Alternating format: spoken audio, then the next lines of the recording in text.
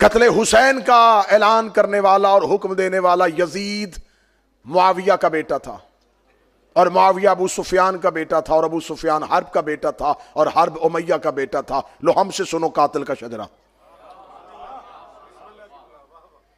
جسے اس نے کربلا میں سپہ سالار بنا کے بھیجا تھا، اس کا نام عمر ابن سعد تھا، اور وہ سعد بن ابی وقاص صحابی کا بیٹا تھا۔ ہمیں بتاؤ یہ حسین بن نمیر کون تھا؟ ہمیں بتاؤ شمر ذی الجوشن کا تعلق کس کے ساتھ تھا؟ ہمیں بتاؤ کہ اشس سردار اشس بن قیس کس کا خونی رشتہ دار تھا؟ تو قاتلان حسین کا تو شجرہ کھلا ہوا ہے۔ صرف یزید کے سر پہ قتل حسین کا جرم نہیں تھا، صرف اولاد رسول کے ساتھ ظلم کا جرم اس کے سر پہ نہیں۔ 61 ہجری کو اس نے نواسہ رسول کی شہادت، 62 ہجری آتی ہے اور یہ مدینے پہ حملہ کر دیتا ہے۔ مدینے پہ حملہ کر کے 23,000 اصحاب پیغمبر یزید کی فوج کے ہاتھوں قتل ہوتے ہیں۔ 1,000 مدینے کی خواتین کے ساتھ گناہ کیا جاتا ہے۔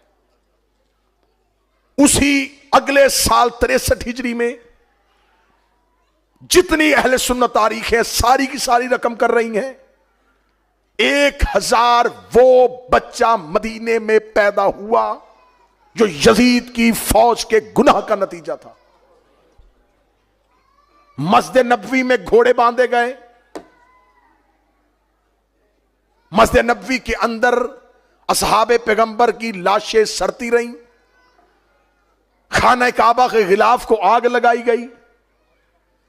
یہ سب کچھ کیا شام میں بیٹھا ہوا ایک شخص کر رہا تھا؟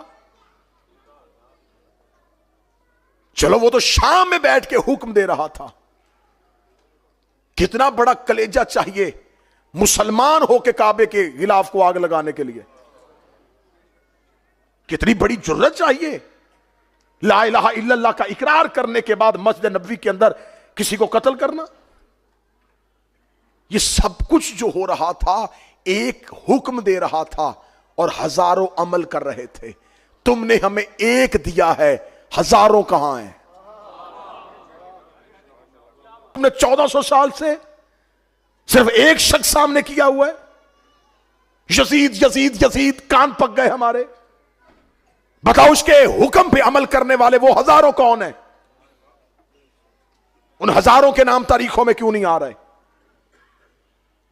پھر وہ 1,000 بچہ جو یزید کی فوج کے گناہ کی وجہ سے مدینے میں پیدا ہوا، مجھے کسی روایت میں نہیں ملا کہ اسی سال کسی نے مدینے کے باہر گڑھا کھودا ہو اور وہ سارے بچے اس گڑھے میں پھینک کے دفنا دیے ہوں۔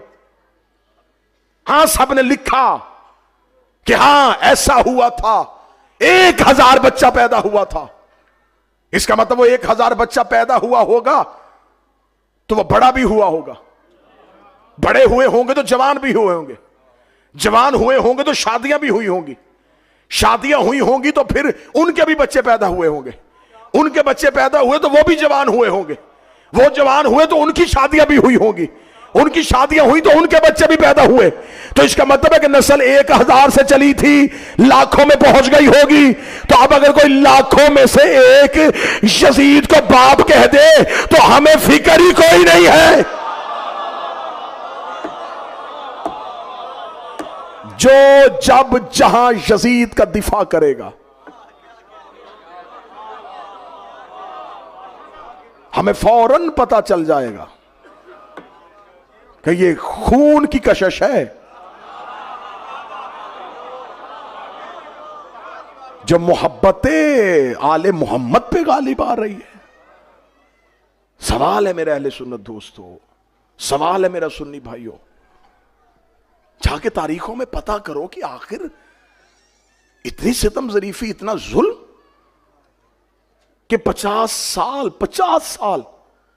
اور 50 سال کے بعد جس ممبر پہ رسول بیٹھتے تھے اس ممبر پہ کوئی شخص ہاتھ میں شراب کا جام لے کے بندر کو گود میں لے کے بیٹھا ہوا۔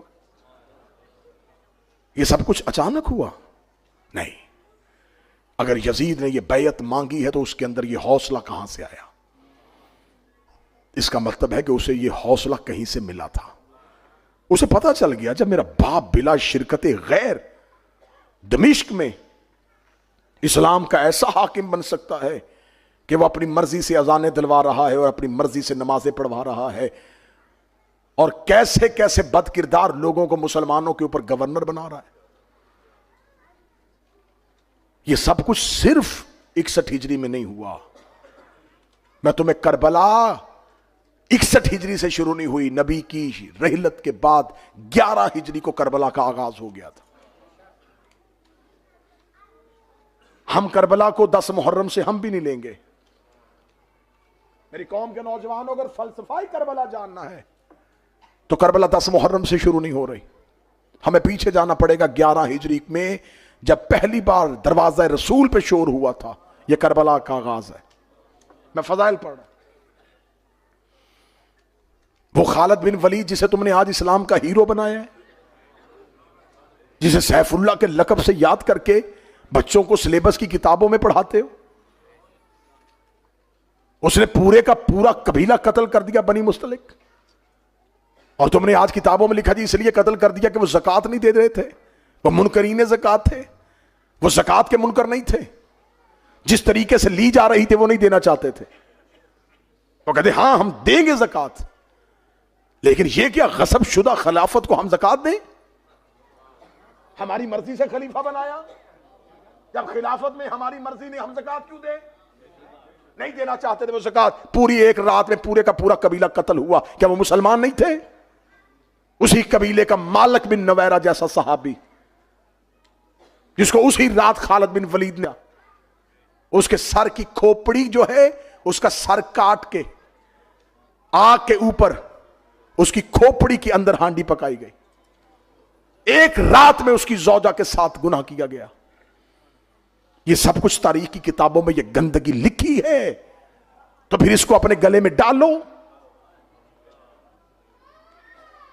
یہ سب صاف کر کے پھر حسین کے گھر آؤ.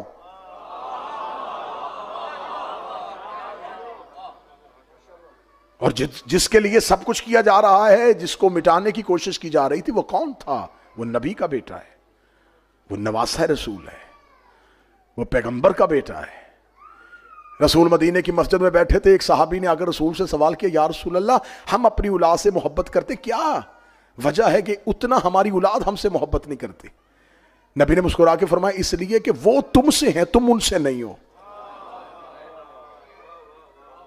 یہ سوال آج بھی پیدا ہو سکتا ہے, تو جواب رسول کا سن لیجئے گا. اس نے کہا یا رسول اللہ ہم ان سے پیار کرتے ہیں, وہ اتنا ہم سے پیار نہیں کرتے. فرمایا اس لیے کہ وہ تم سے ہیں, تم ان سے نہیں ہو. صحابہ سامنے بیٹھے تھے, رسول نے فرمایا تمہاری اولاد تم میں سے ہے, تم ان میں سے نہیں ہو. یہ کہنے کے بعد نبی نے اپنی ابا کو کھولا اور ایک بچے کو سینے سے لگایا اور لگا کے حسین و منی و انا من الحسین, لیکن میرا بیٹا حسین, لیکن صرف میرا بیٹا حسین ہی مجھ سے نہیں, میں بھی حسین سے ہوں.